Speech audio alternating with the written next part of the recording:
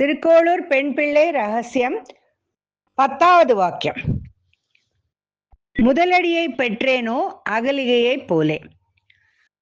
திருக்கோளூர் பெண் பிள்ளை அப்படிங்கிற ஒரு தயிர் விற்கிற ஒரு பெண் திருக்கோளூர் அப்படிங்கிற ஒரு ஊர்லேருந்து கிளம்பி வெளில போறான். ராமானுஜர் அவர்கள் அந்த ஊருக்கு வந்துன்னு இருக்கார். எல்லாரும் வரணும்னு ஆசைப்படுற ஊர் இந்த திருக்கோளூருங்கிற ஊரு. நீ இந்த ஊர்ல இருந்து ஏன் வெளியில போறன்னு ராமானுஜர் அந்த திருக்கோளூர் பெண் பிள்ளை கிட்ட கேட்ட போது அவ 81 வாக்கியங்கள் சொல்றா. ஒவ்வொரு வாக்கியத்திலையும் அவ சொல்ல போற அந்த ஒரு நபர், அவ சொல்ல போற ஒரு பக்திமான், அவர் சொல்ல போற ஒரு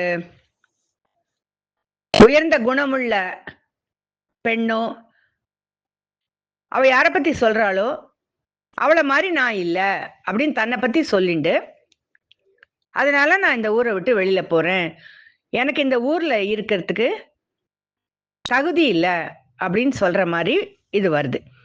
இப்ப இந்த 10வது வாக்கியத்துல அவ சொல்ல போறது அகல்யை பத்தி. கௌதம மகரிஷி, அகல்யை, இவா 2 பேரும் கணவன் மனைவி. இந்திரனோட சூழ்ச்சினால கௌதம மகரிஷி அகல்யைக்கு ஒரு சாபம் கொடுக்கிறார். ராமாயணத்துக்குள்ள போனா நமக்கு இன்னும் நிறைய விஷயங்கள் தெரிய வரும். அகல்ய கல்லா போயிடுறா. அவளுக்கு சாப விமோச்சனை என்ன அப்படின்னா, ராமபிரான் அவரோட திருவடிகள் இந்த கல்லு மேல படும்போது இந்த சாப விமோச்சனமாகும். திரும்பி அவ அகல்யவா ஆயிடுவா. இதுதான் இந்த சம்பவம். அப்ப ராமநாமத்தை விடாம எல்லாரும் ஜபிக்கணும் அப்படிங்கிற மாதிரி நமக்கு ஒரு பாடம் கிடைக்கிறது இதுலேருந்து. அகல்யையும் ராமநாமத்தை எத்தனையோ வருஷம் ஜபிக்கிறா.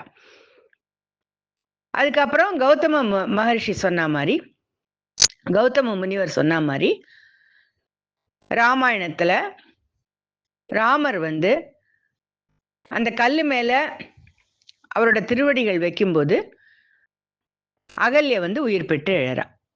இதுதான் இந்த சம்பவம். அப்ப நம்ம திருக்கோளூர் பெண் பிள்ளை என்ன சொல்றா, நான் அகல்ய மாதிரி ராமநாமம் ஜபிக்கல, அதனால நான் இந்த ஊரை விட்டு போறேன் அப்படி சொல்லிட்டு இதை முடிக்கிறா. அடுத்தாப்புல 11வது வாக்கியம் பிஞ்சாய் பழுத்தேனோ ஆண்டாளை போலே. அதை பத்தி நம்ம அடுத்த ரெக்கார்டிங்ல பார்க்கலாம்.